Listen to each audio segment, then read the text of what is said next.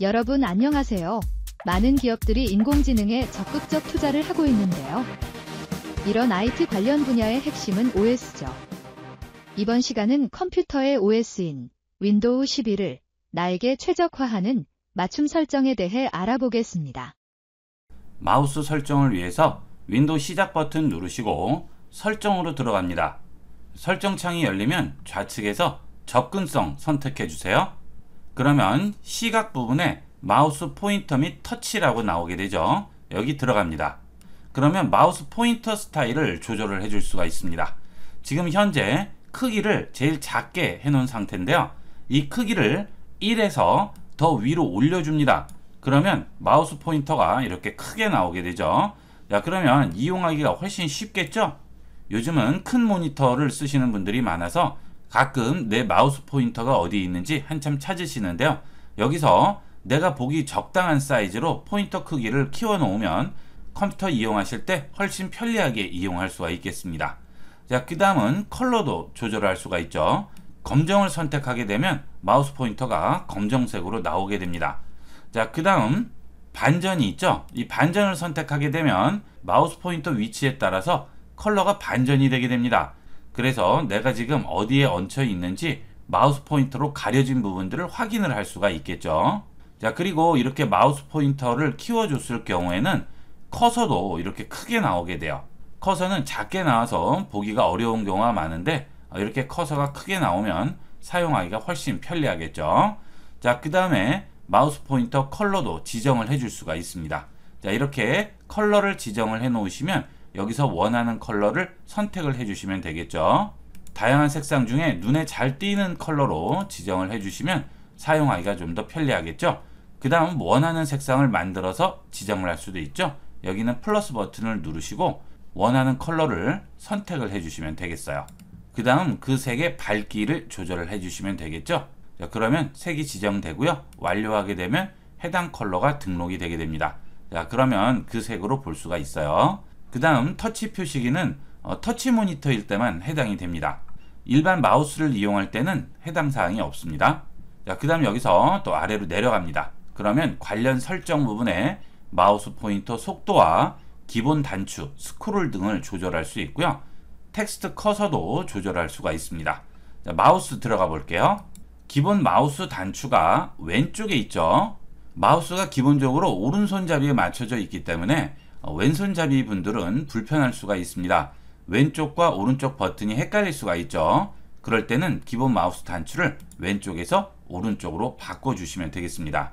자, 오른쪽으로 놓게 되면 우리가 항상 클릭하는 왼쪽 버튼이 오른쪽으로 바뀌게 되고 오른쪽은 왼쪽 버튼으로 바뀌게 되는 거죠. 자, 그 다음에 마우스 포인터 속도인데요. 이거는 이용을 하실 때 잘 설정을 해 놓도록 하세요. 사용자마다 속도감이 다르기 때문에 어떤 분은 빠르게 움직이는 게 좋고 어떤 분들은 좀 더 섬세하게 움직이는 게 좋을 수 있죠. 그럴 때는 마우스 속도를 늦춰주게 되면 한참 움직여야지만 움직일 수가 있고요. 그 다음 속도를 빠르게 하면 마우스를 조금만 움직여도 바로바로 움직이게 되겠죠. 자, 이것도 속도마다 조절을 하시면서 본인에게 맞는 걸로 지정을 하도록 하세요.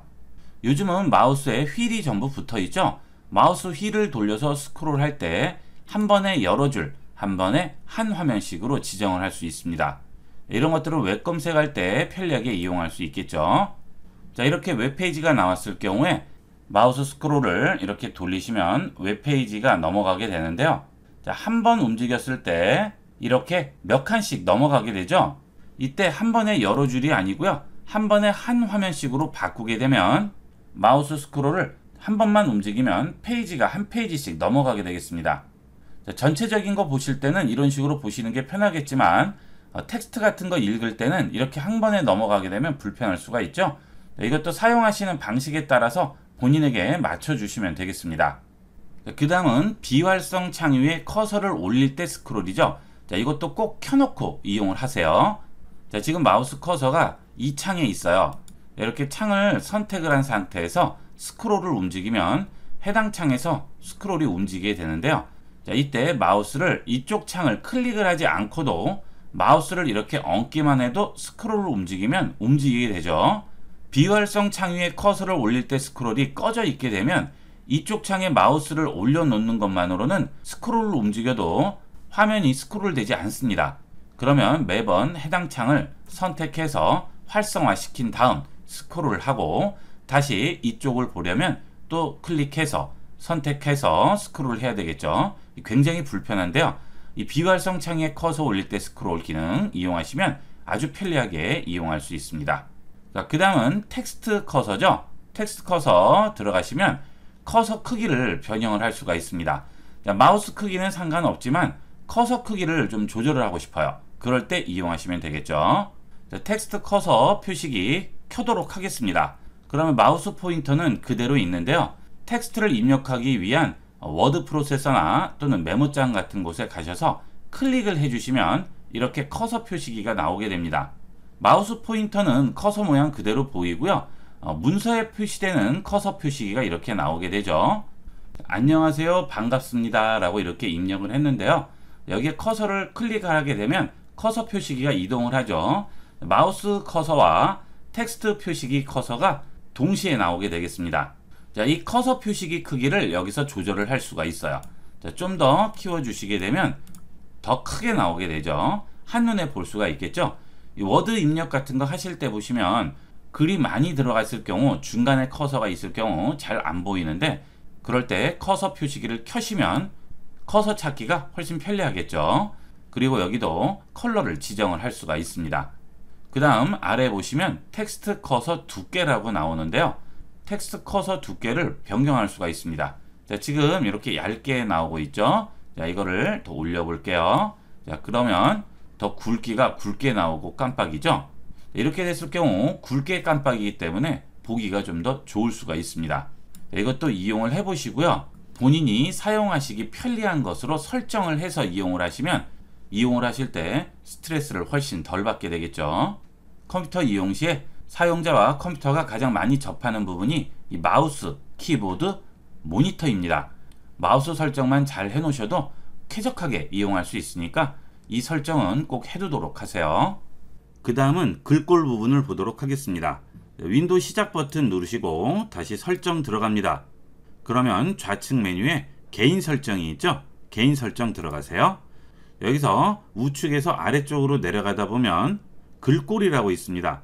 글꼴로 들어가시게 되면 내 컴퓨터에서 쓸 수 있는 여러가지 글꼴을 설치할 수가 있습니다.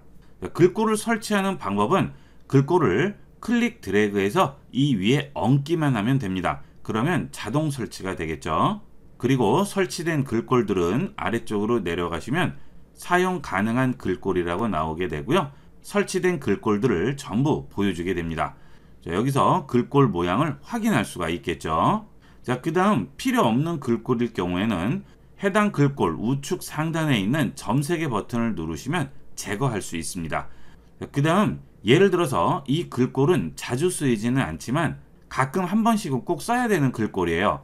그런데 설치된 글꼴들이 많아서 매번 글꼴 찾을 때마다 스크롤 내리고 귀찮아요. 자주 쓰는 글꼴이 아닐 경우에는 여기서 숨기기 해주시게 되면 해당 글꼴이 설치는 되어 있지만 워드 프로세서에서 글꼴 선택을 할 때 그 글꼴은 보이지 않게 됩니다. 이렇게 글꼴이 많이 설치되어 있어서 글꼴 찾을 때 어려우실 경우에는 자주 쓰지 않는 글꼴은 숨겨놓고 이용을 하시면 되겠습니다. 그런데 요즘은 아무 글꼴이나 함부로 쓰기가 꺼려지죠. 저작권 때문에 그런데요. 무료 글꼴들을 간단하게 다운받아서 설치해서 이용을 하시면 되겠습니다. 정부에서 운영하고 있는 공유 마당에 가시면 글꼴을 설치할 수 있습니다. 이 해당 주소는 인터넷에서 공유 마당만 치시면 바로 찾을 수가 있습니다. 네이버에서 공유 마당 치시면 정부에서 운영하는 공유 마당으로 들어오게 되고요. 이 공유 마당에 들어오시게 되면 우측 상단에 보시면 안심 글꼴 파일 서비스라고 있죠. 여기 들어갑니다. 그러면 민간 안심 글꼴과 공공 안심 글꼴 두 가지가 나오게 됩니다. 자, 공공 안심 글꼴일 경우에는 KOGL이라고 부르는데요. 이 글꼴들은 전부 상업용, 개인용 상관없이 쓸 수가 있지만 반드시 이 글꼴의 출처를 명시하셔야 됩니다. 자, 광양 햇살체의 경우에는 전라남도 광양시에서 제작한 글꼴이죠. 이 글꼴을 문서나 이미지 작업 등에 이용을 하셨을 경우에는 광양 햇살체를 썼다고 명시를 해주셔야 되겠죠.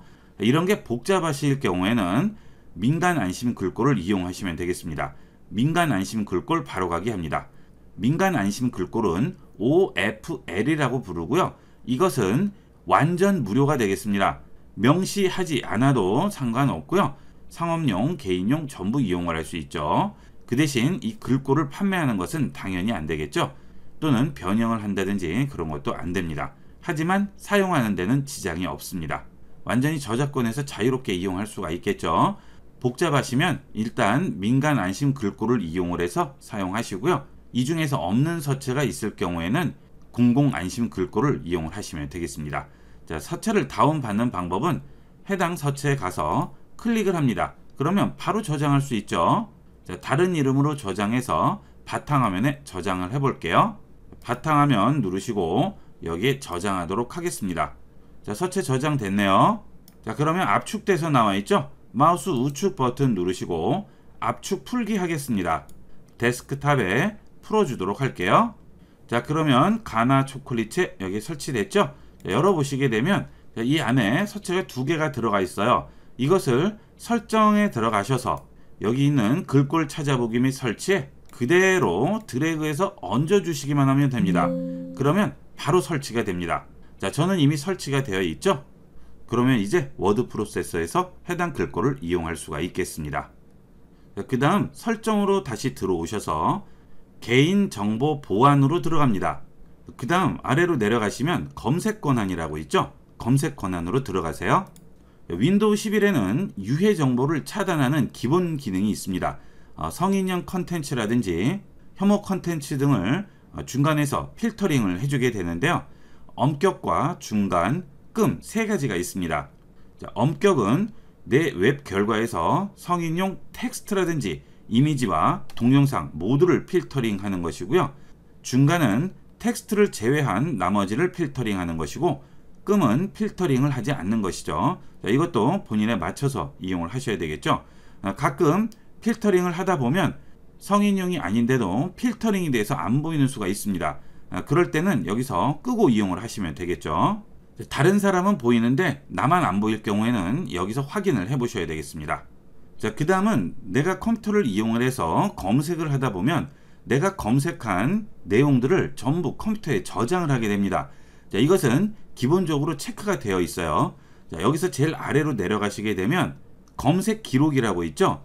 이 장치에 검색 기록을 로컬로 저장할 수 있도록 허용하라고 하죠. 자, 지금 켜져 있죠. 이거는 기본적으로 켬 상태입니다. 내가 웹을 비롯해서 윈도우의 검색 입력창에서 검색한 내용까지 모든 검색 기록이 전부 저장이 되어 있습니다. 그래서 이렇게 검색 버튼 클릭을 하면 기존에 검색했던 내용들이 전부 다 나와요. 웹도 마찬가지가 되겠죠. 자, 본인 혼자만 이용하시는 컴퓨터면 모르겠지만 여러 사람이 같이 사용한다든지 또는 외부에서 사용할 경우에는 되도록이면 검색 기록을 남기지 않는 게 좋겠죠. 그 경우 이 검색 기록을 끄고 이용을 하시고요. 혹시 켜고 이용을 하셨을 경우에는 내 장치 검색 기록 지우기에서 검색했던 기록들 모두 삭제를 하도록 하세요. 자, 다시 뒤로 돌아갑니다. 그 다음 앱 사용 권한에서 위치로 들어갑니다. 자, 윈도우 이용을 하실 때 기본적으로 위치 서비스가 켜져 있습니다. 자, 이렇게 위치 서비스가 켜져 있을 경우 작업 표시를 좌측에 있는 위젯을 열 때 내 위치에 대한 정보가 나오게 되죠. 날씨라든지 그 외에 여행하기 좋은 곳이라든지 다양한 지역 정보들이 내 위치를 기반으로 제공이 되게 되는데요. 이런 것들이 싫으실 경우 위치 서비스를 끄고 이용을 하시면 되겠습니다. 그리고 위치 서비스를 이용할 경우에는 위치 서비스를 사용하는 앱들이 그 정보를 같이 활용하게 되겠죠. 여기 보시면 날씨, 뉴스, 일정, 지도, 카메라 등 이런 앱들이 전부 내 위치 정보를 사용하게 되죠. 자, 그 다음 지도 같은 경우에는 위치 정보를 이용하지 않으면 지도 정보를 제대로 쓸 수가 없겠죠. 내 위치가 나와야 지도 정보를 이용을 할 수가 있는데 위치 정보가 꺼져 있으면 지도를 이용을 할 수가 없겠습니다. 지도는 윈도우 11부터 제대로 적용되게 됐죠. 자, 윈도우 시작 버튼 누르시고 모든 앱 누르신 다음 한글 지읒으로 들어갑니다. 그러면 여기 지도라고 나오죠. 자, 지도 선택합니다. 그러면 현재 내 위치가 지도에 나오게 되고요. 지도에 여러 가지 표시를 한다든지 그 위치를 기준으로 주위를 보여주게 되죠. 필요하신 분은 지도 이용을 하실 때 위치 정보를 켜고 이용을 하시고요. 그게 아니고 내 위치가 공유되는 게 싫으실 경우에는 끄고 이용을 하시면 되겠습니다. 노트북 같은 경우에는 되도록이면 켜고 이용하는 게 좋아요. 나중에 내 장비 찾기 같은 서비스를 이용을 할 경우에는 위치 서비스가 켜져 있어야지만 이용을 할 수 있겠죠. 내 장비 찾기는 지금 이 상태에서 위쪽으로 올라가시면 내 장치 찾기라고 있어요.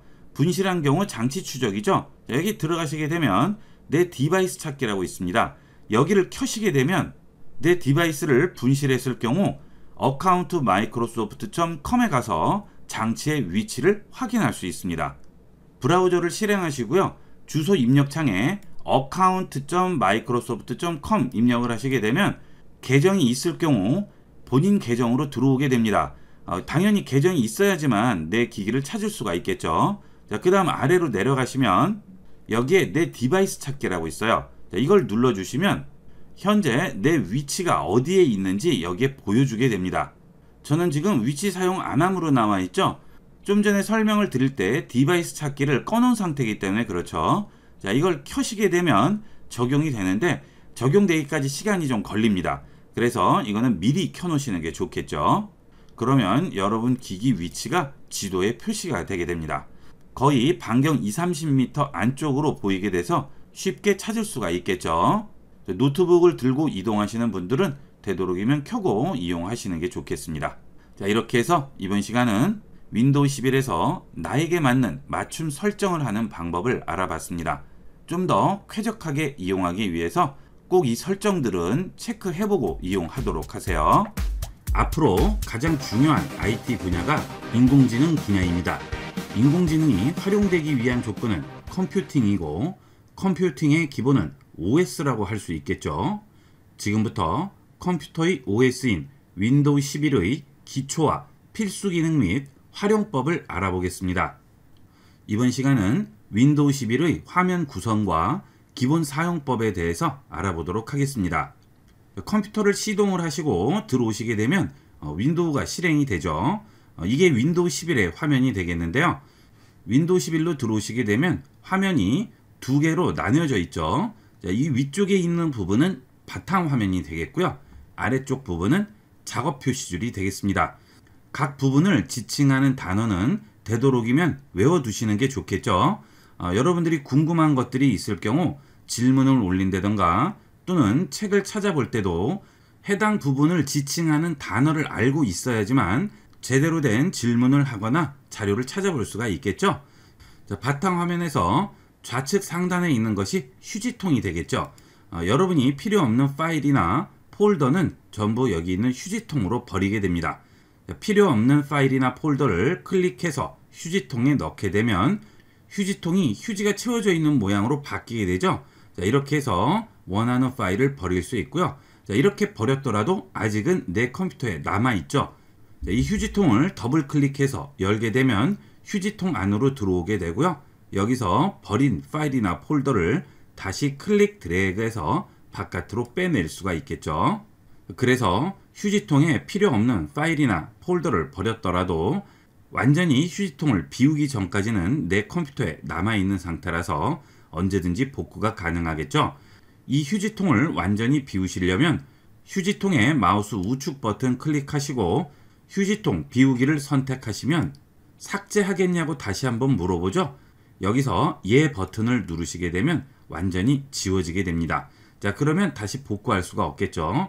중요한 자료라서 반드시 복구를 해야 될 경우에는 지워진 파일을 복구하는 프로그램을 또 이용을 하셔야 됩니다. 그래서 지우실 때는 신중하게 생각하고 휴지통을 비워 주셔야 되겠습니다. 자, 그 다음 아래에 있는 작업 표시줄이 있죠. 이 작업 표시줄에 제일 좌측 끝에 보시면 윈도우 시작 버튼이 있습니다. 이 윈도우 시작 버튼을 누르시게 되면 시작 창이 열리게 되고요. 여기서 고정된 앱들을 확인할 수 있습니다. 자, 그 다음 우측에 보시면 점이 두 개가 나오게 되죠. 여기서 다 보여주지 않는 앱들은 아래 점을 누르시면 나머지 앱들을 보여주게 됩니다. 그 다음 우측 상단에서 모든 앱을 누르시게 되면 내 컴퓨터에 설치되어 있는 모든 앱들을 확인할 수 있습니다. 그리고 그 앱을 클릭해 주시게 되면 해당 앱이 실행이 되게 되겠죠. 자, 이런 식으로 원하는 프로그램을 실행하게 됩니다. 자, 다시 뒤로 돌아가실 때는 뒤로 버튼을 누르시면 앞의 단계로 돌아오게 되겠고요. 그 다음 여러분이 앱을 실행하셔야 되는데 이렇게 많이 설치가 되어 있을 경우 찾기가 어렵습니다. 자, 그럴 때는 시작창을 눌렀을 때 나오는 상단의 입력창에 입력을 해서 찾아줄 수도 있습니다. 예를 들어 메모장을 찾아야 할 경우 상단에 있는 입력창을 클릭하시고요. 여기에 메모장이라고 입력하시면 바로 메모장 앱이 나오게 되겠죠. 자, 이때 위쪽에 보시면 모두가 있고요. 앱, 문서, 웹 설정, 사람, 폴더, 사진 여러 가지가 나오게 되죠. 여기 있는 모두 버튼은 내 컴퓨터에 있는 메모장이라고 써 있는 모든 파일을 다 찾아주는 거죠. 앱을 누르게 되면 설치되어 있는 앱 중에 메모장이라고 되어 있는 앱을 찾아주는 거고요. 문서는 문서 파일 명이 메모장이라고 되어 있는 파일을 찾아주게 됩니다. 웹의 경우에는 웹에서 메모장에 관련된 내용을 검색해 주죠.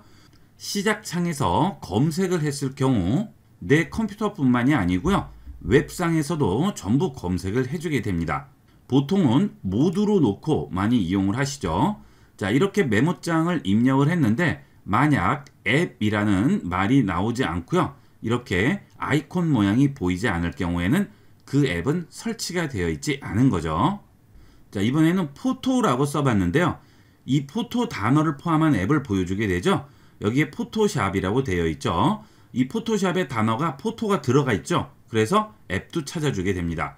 자, 그 다음에 그 아래 보면 설정 부분에 포토가 관련된 내용들을 전부 보여주게 되고요. 그 다음 웹 검색도 결과를 찾아줄 수가 있습니다.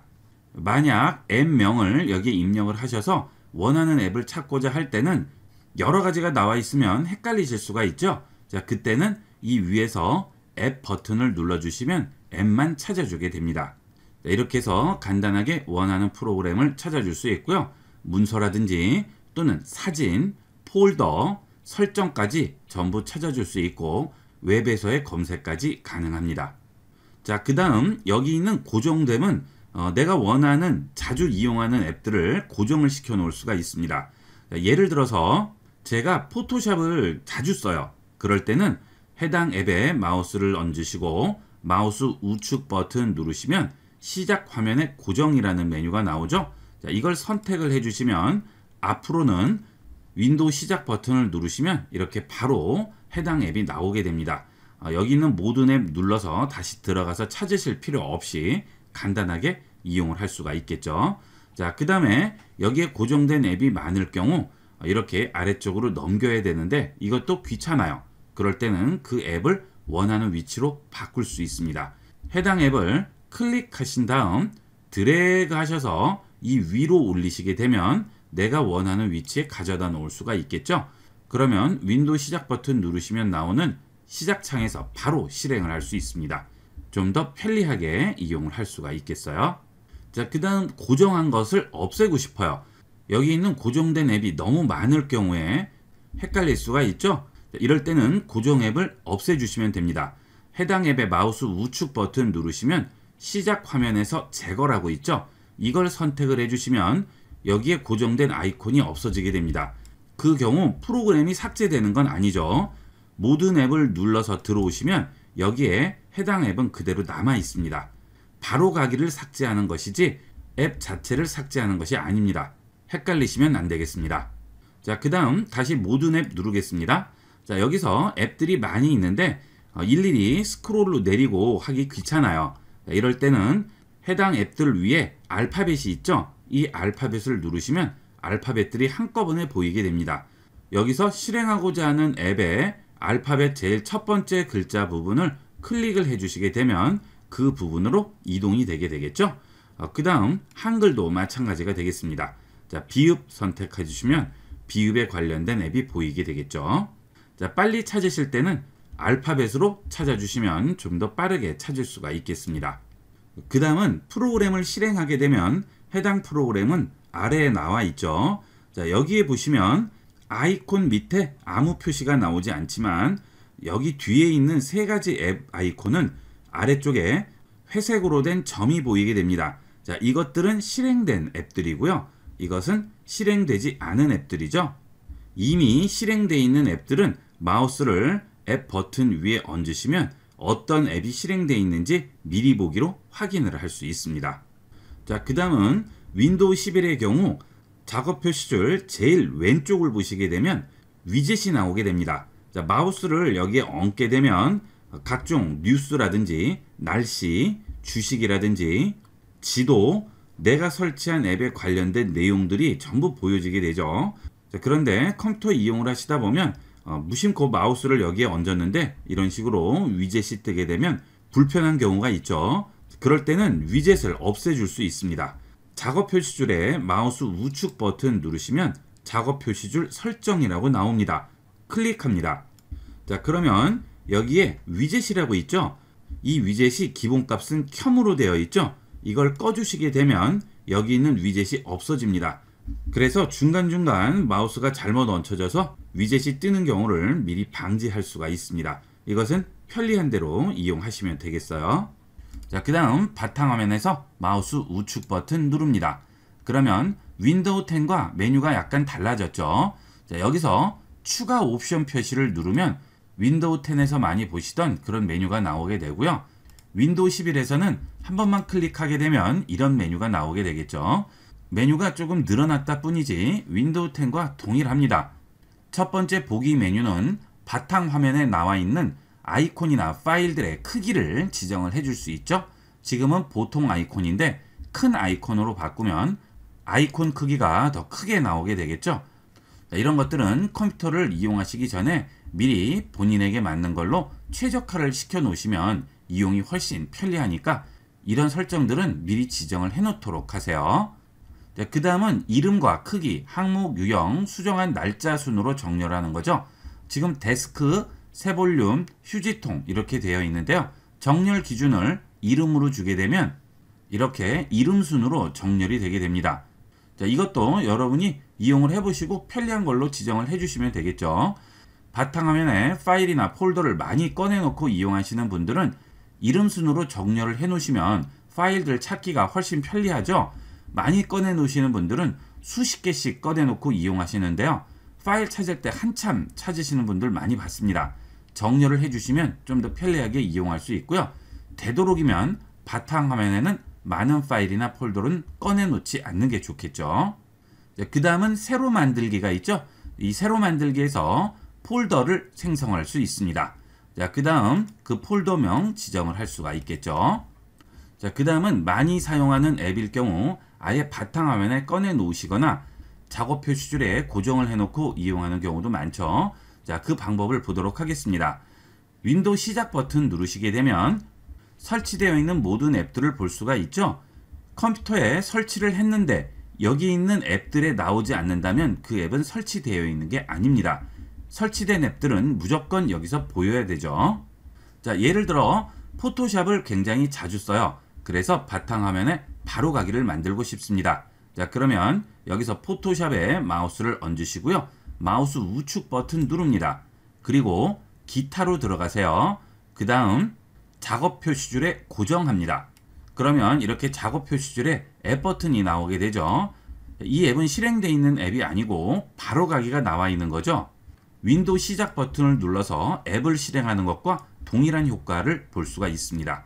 자, 그 다음 바탕화면에도 꺼내놓고 싶어요. 그럴 때는 시작 버튼을 누르시고 해당 앱을 클릭 드래그해서 여기 있는 바탕화면으로 빼주세요. 그러면 바탕화면에 나오는데 원래의 앱 아이콘과는 모양이 약간 다르죠.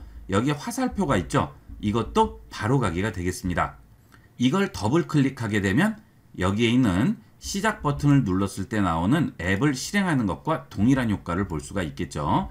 자, 이것은 가상 아이콘이에요. 그래서 이 경우 바로 가기가 필요 없을 경우 클릭 드래그해서 휴지통에 버리시면 바로 가기를 버리겠냐고 다시 한번 물어보죠. 예 해서 버리더라도 설치되어 있는 앱에는 아무 영향을 주지 않습니다. 시작 버튼을 누르시고 앱을 살펴보시면 그대로 그 앱은 남아있죠. 그 다음 작업 표시줄에 고정해 놓은 바로 가기도 마우스 우측 버튼 누르시고 작업 표시줄에서 제거하시면 없앨 수 있습니다. 이 경우도 설치되어 있는 앱에는 아무 영향을 주지 않습니다. 설치되어 있는 앱을 완전히 없앨 때는 설정에서 삭제를 해주시는 거죠. 자, 그 다음은 여기에 검색창이 있죠. 이 검색창을 클릭하시고요. 원하는 내용을 입력을 하시게 되면 앞서 윈도우 시작 버튼을 눌렀을 때 상단에 있는 입력창에서 입력하는 것과 똑같은 효과를 보여주게 되죠. 동일한 방법으로 이용을 하시면 되겠습니다. 자, 그 다음은 윈도우 11부터는 마이크로소프트의 AI 기능인 빙이 들어와 있죠. 검색창에 있는 빙 버튼을 눌러서 실행할 수 있고요. 이 빙 기능을 이용을 하면 비용 추가 전혀 없이 마이크로소프트 윈도우 사용자는 챗 GPT를 다양한 부분에서 활용할 수가 있겠습니다. 자, 그 다음은 작업 표시줄에 파일 탐색기가 있죠. 이 파일 탐색기를 누르시면 내 컴퓨터에 있는 모든 드라이브와 파일, 폴더를 한눈에 카테고리별로 확인할 수가 있습니다. 내 PC를 누르시게 되면 내 PC에 장착되어 있는 드라이브들을 전부 확인할 수가 있겠죠. 여기에 USB 드라이브도 나오고요. OS가 설치되어 있는 C 드라이브도 나오게 되겠죠. 그 다음에 여러가지 외장 드라이브가 있으면 전부 보이게 됩니다. 그리고 OS가 설치되어 있는 드라이브는 이렇게 윈도우 표시가 나오고 있죠. 이렇게 윈도우 마크가 있는 OS가 설치된 드라이브는 들어가셔서 아무 폴더나 파일을 이렇게 선택해서 딜리트로 지우시면 안 되겠습니다. 시스템이 실행되는데 필요한 여러가지 OS에 관련된 파일들이 있기 때문에 함부로 지우시면 안 되겠죠. 저 같은 경우에는 드라이브가 여러 개 있어서 자료 같은 것들을 저장할 때는 다른 드라이브를 이용하는데 C 드라이브가 하나만 있으신 분들은 아무거나 지우면 안 되니까 아예 폴더를 하나 만들어 놓는 게 좋겠죠. OS가 설치된 드라이브 하나만 있는 분들은 해당 드라이브로 들어오셔서 마우스 우측 버튼 누르시고 새로 만들기에서 폴더를 하나 만드신 다음 이런 식으로 본인이 알 수 있는 이름을 지정한 폴더를 하나 만드시고요. 여기에 저장할 파일들이 있으면 이렇게 넣어주시면 되겠죠. 자, 그 대신 C 드라이브 디렉토리에 그냥 복사하는 건 안 되겠죠. OS가 설치된 드라이브는 꼭 이런 식으로 폴더를 하나 만드시고 그 안에만 넣어놓고 그 안에서 있는 것만 지워주도록 하세요. 물론 저같이 C 드라이브 외에 다른 드라이브들이 있을 경우 그런 드라이브를 이용을 하시면 되겠습니다. 이렇게 해서 컴퓨터의 기본이라고 할 수 있는 윈도우 11의 화면 구성과 기본 사용법을 알아봤습니다. 요즘은 컴퓨터 없이는 일상생활이 불가능하죠. 이런 기본적인 내용들은 꼭 익혀두도록 하세요. 앞으로 가장 중요한 IT 분야가 인공지능입니다. 인공지능이 활용되기 위한 조건은 컴퓨팅이고 컴퓨팅의 기본은 OS라고 할 수 있겠죠. 본 강의를 통해 컴퓨터의 OS인 윈도우 11의 기초와 필수 기능 및 활용법을 마스터하세요. 이번 시간은 꼭 알아야 할 윈도우 11의 기본 설정에 대해서 알아보겠습니다. 여러분들이 컴퓨터를 이용을 하시다 보면 내 컴퓨터의 사양을 알아야 할 경우가 있죠. 그때 컴퓨터 케이스를 열고 장착된 부품을 일일이 확인할 필요 없이 설정에서 내 컴퓨터 사양을 확인할 수 있습니다. 윈도우 시작 버튼 누르시고 설정 들어갑니다. 그 다음 좌측 메뉴에서 시스템 누르신 다음 우측에 제일 아래쪽으로 내려가시면 정보라고 있죠. 정보로 들어갑니다. 그러면 내 컴퓨터의 프로세서를 확인할 수 있고요. 설치된 메모리도 확인할 수 있죠. 그 다음 아래쪽에는 윈도우 사양도 확인할 수 있고요. 그 윈도우 업데이트가 어디까지 됐는지 버전도 확인할 수 있습니다. 아래에 있는 설치 날짜가 최종으로 업데이트된 날짜가 되겠죠. 윈도우는 지속적으로 업데이트가 나와서 보안이나 여러가지 기능들을 새롭게 업그레이드 해주기 때문에 항상 이 업데이트를 확인을 하셔야 되겠습니다. 윈도우를 업데이트하는 방법은 설정에서 좌측의 제일 아래쪽에 윈도우 업데이트로 들어갑니다. 그러면 현재의 상태를 확인해 주죠. 현재 최신 상태라고 나오는데요. 언제 마지막 업데이트가 됐는지 여기서 알아볼 수가 있습니다. 매번 여기서 업데이트 확인을 하지 않으셔도 최신 업데이트가 제공되는 즉시 받기에 켬으로 체크를 해주시게 되면 내가 일일이 체크하지 않아도 PC에서 자동으로 검사해주고 설치해주게 됩니다. 다시 시스템 들어가겠습니다. 자, 그 다음 정보로 들어갑니다. 자, 그리고 아래쪽에 보시면 제품 키 및 활성화라고 나오게 되죠. 여기 들어오시게 되면 정품 윈도우를 쓰고 있는지 확인할 수가 있죠. 자, 저는 지금 활성이라고 되어 있죠. 정식 윈도우 버전을 이용하고 있는 상태가 되겠습니다. 여기가 활성화되어 있지 않으면 마이크로소프트 스토어에서 제대로 원하는 앱을 다운을 받을 수 없거나 바탕화면을 변경을 하셨더라도 다시 까만색 화면으로 돌아오게 됩니다. 그리고 컴퓨터에서 오류가 자주 날 수가 있죠. 되도록이면 정식 OS를 이용을 하시는 게 좋겠습니다. 정식 OS를 구입을 하셨을 경우에 시리얼 넘버는 제품 키 변경에서 변경을 누르시고 입력을 해주시면 되겠습니다. 자, 그 다음은 디스플레이가 있죠. 컴퓨터를 이용을 하실 때 가장 가깝게 접하는 부분이 화면이 되겠죠. 자, 이 디스플레이에서 모니터에 대한 여러 가지를 설정을 해주게 됩니다. 우선 배율부터 확인을 해주도록 하세요. 자, 여기 있는 배율을 누르시게 되면 내 컴퓨터에서 가장 보기 좋은 사이즈를 지정을 해줄 수가 있습니다. 자, 원래는 100%가 제 사이즈인데요. 제 모니터의 경우에는 100%로 두게 되면 글씨가 너무 작아서 보기가 어렵습니다. 그래서 컴퓨터에서 150%가 가장 보기 좋은 상태라고 권장을 하는 거죠. 되도록이면 권장해 놓고 이용하시는 게 가장 보기가 좋겠습니다. 이 권장을 놔도 너무 작다 할 경우에는 좀 더 퍼센테이지를 높여주면 좋겠죠. 제일 적당한 것은 권장이 되겠어요. 자, 그 다음은 디스플레이 해상도라고 나오죠. 이 디스플레이 해상도는 모니터에서 얼마나 선명하게 보여주는지 픽셀 수를 말해주는 게 되는데요. 이것도 되도록이면 권장을 두는 게 좋습니다. 너무 작아서 안 보이실 경우에 여기 있는 디스플레이 해상도에서 해상도를 낮추는 분들이 많으신데요. 해상도는 항상 권장을 두시고 배율을 조정해서 이용하도록 하세요. 자, 이 경우 모니터 화질도 해상도를 조절했을 때보다는 훨씬 깨끗하게 나오게 됩니다. 자, 그 다음은 디스플레이 방향이 있죠. 일반적인 사용은 모르겠지만 문서 작업을 주로 하실 경우에는 디스플레이 방향을 가로가 아니고 세로로 주게 되면 화면이 세로로 나오게 됩니다. 보통 피벗 모니터라고 부르죠. 그런 피벗 모니터는 따로 정해진 게 아니고요. 윈도우에서는 기본적으로 피벗 기능을 제공하는데 모니터 받침대가 모니터를 돌릴 수 있는지에 문제가 되겠죠. 모니터 받침대가 피벗을 지원하지 않더라도 그냥 세로로 세워 놓으면 세로로 볼 수가 있습니다. 문서 작업을 주로 이용하시는 분들은 이 기능을 꼭 이용해 보도록 하세요. 자, 그 다음은 관련 설정에 보시면 고급 디스플레이 설정이 있습니다. 자, 여기에 들어가시게 되면 내 모니터에 대한 여러 가지 정보를 확인할 수 있고요. 그래픽 카드에 대한 정보도 확인할 수가 있죠. 이때 모니터의 해상도와 헤르츠도 확인할 수 있습니다. 자, 이 재생 빈도는 모니터는 계속 켜져 있는 상태가 아니고요. 반복적으로 깜빡이면서 우리 눈에 보이게 되는데요. 그 깜빡이는 빈도수를 말하는 겁니다. 당연히 재생 빈도수가 높을수록 좀 더 부드러운 화면을 볼 수가 있겠죠. 영상 같은 것들을 많이 보시는 분들은 이 재생 빈도수가 높은 모니터가 좋고요.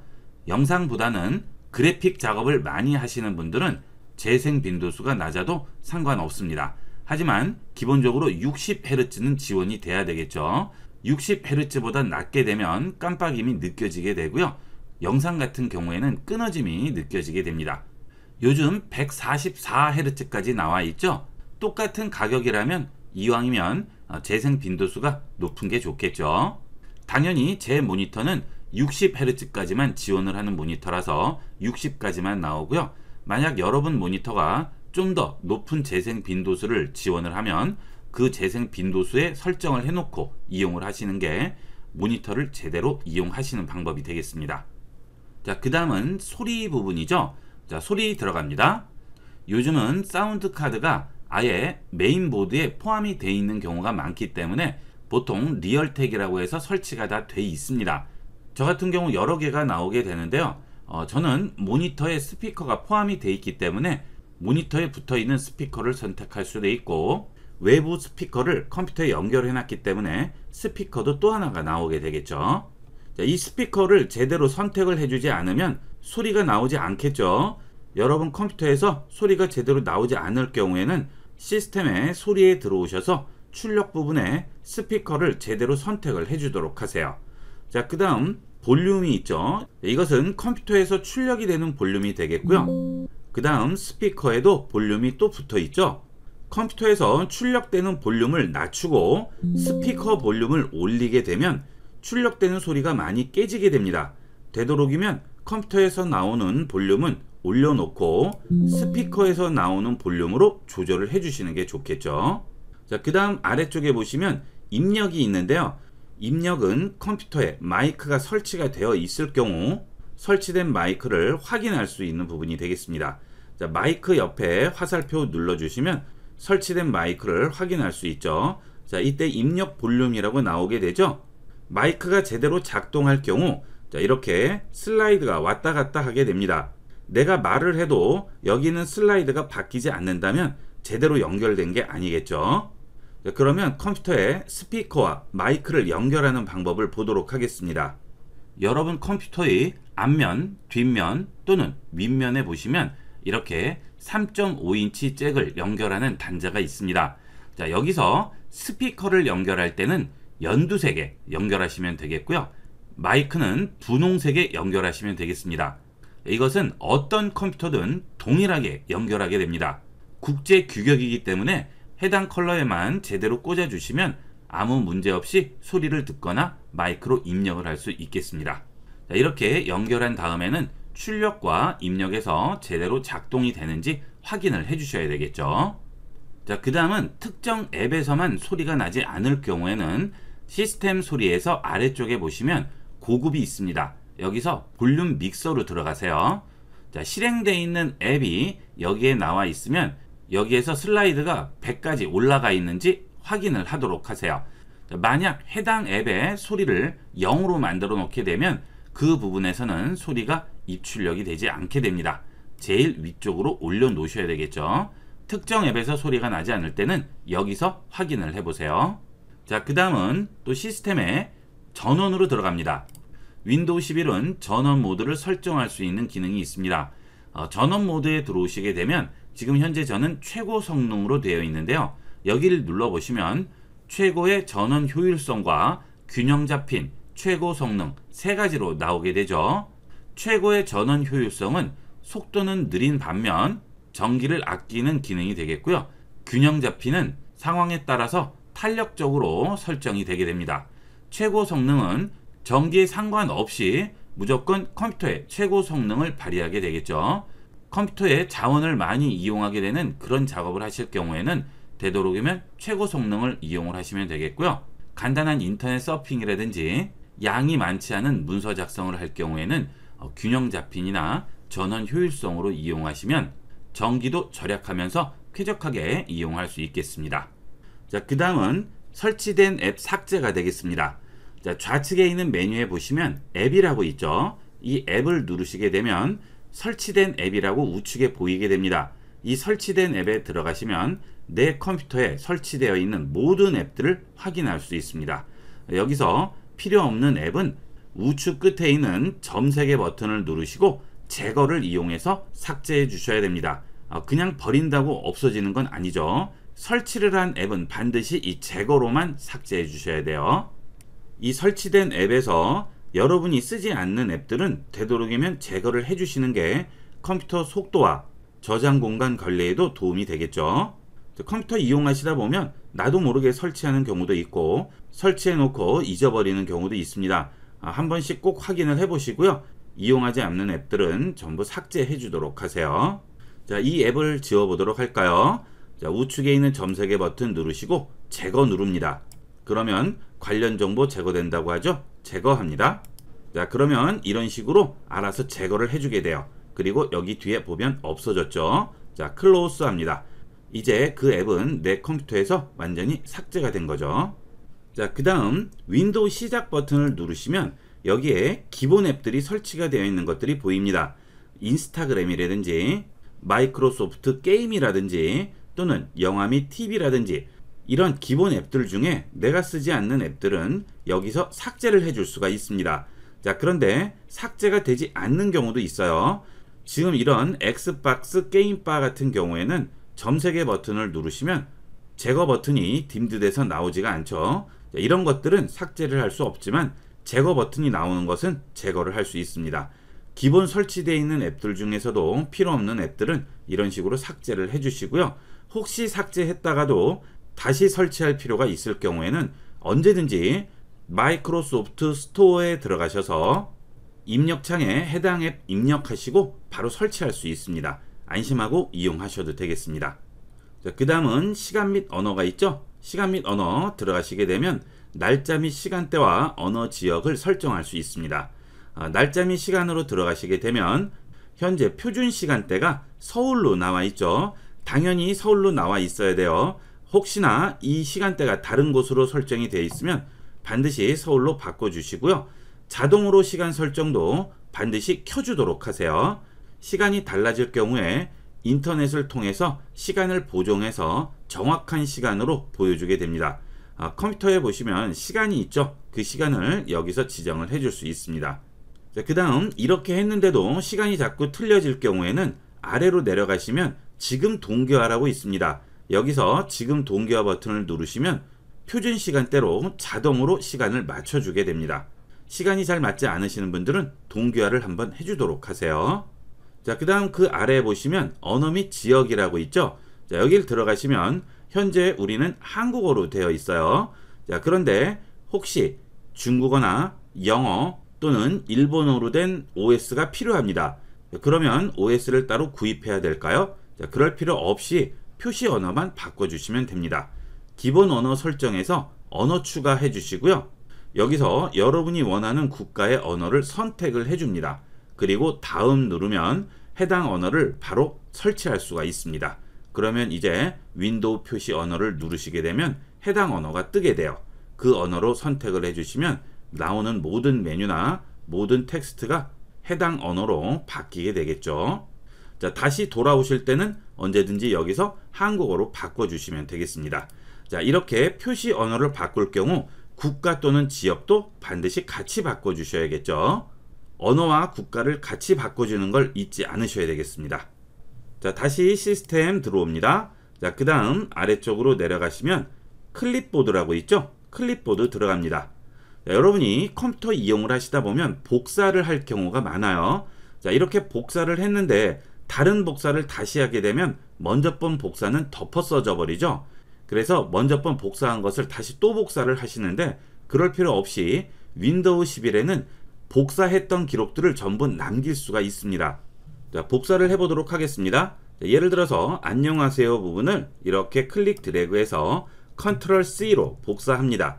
그 다음 엔터 치고 컨트롤 V로 붙이죠. 이 상태에서 컨트롤 V를 누르면 계속 붙어지죠. 기존에 복사했던 것을 계속 기억하고 있기 때문에 그런데요. 이때 IB96입니다를 복사하고 다시 붙여볼게요. 자, 그러면 IB96입니다로 바뀌어서 붙여지겠죠. 그런데 먼저 번 게 다시 필요해졌어요. 안녕하세요를 또 써야 됩니다. 그럴 때는 또 가서 복사하시죠. 자, 그럴 필요 없이 클립보드에 있는 복사된 내용 중에 골라서 이용을 할 수 있습니다. 자, 이 클립보드에 들어오시면 클립보드 검색 기록이라고 있어요. 여기서 클립보드의 여러 항목 저장에 체크를 해서 켜주게 됩니다. 그러면 내가 복사했던 기록들을 전부 확인해서 원하는 것만 붙여줄 수 있습니다. 자, 윈도우 V죠. 아까는 컨트롤 V였죠. 이제 윈도우 V를 이용하면 클립보드에 있는 내용 중에 골라서 붙일 수 있어요. 그러면 여러 개를 복사해 볼게요. 자, 이렇게 긁어주시고요. 컨트롤 C, 그 다음 두 번째도 컨트롤 C, 세 번째도 컨트롤 C, 네 번째도 컨트롤 C 했습니다. 자, 그 다음 엔터를 친 다음 이번에는 컨트롤 V가 아니고 윈도우 V 누르겠습니다. 그러면 내가 복사했던 내용을 이 클립보드 창에서 전부 확인할 수 있죠. 자, 이때 필요한 것만 선택을 해주시면 바로 붙일 수가 있죠. 이게 훨씬 편리하죠. 앞으로는 클립보드를 이용해서 복사하고 붙일 경우 윈도우 V를 이용하도록 하세요. 자, 이렇게 해서 이번 시간은 윈도우 11의 꼭 필요한 설정 기능에 대해서 알아봤습니다. 지금 바로 여러분 컴퓨터에서 설정에 들어가셔서 기본 기능들을 설정하고 이용하도록 하세요. 자, 이번 시간은 여기까지 하도록 하겠습니다. 감사합니다.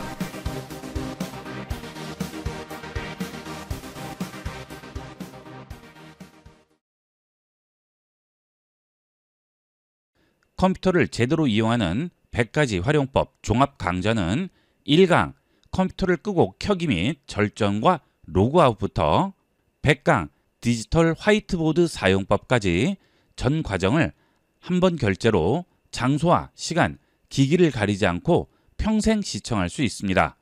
본 강좌 우측에 전 과정이 목차로 정리되어 있으므로 원하는 수업이 있을 경우 바로 선택해서 들을 수 있습니다. 그리고 1강은 무료로 제공되고 있으니 지금 바로 확인해 보세요.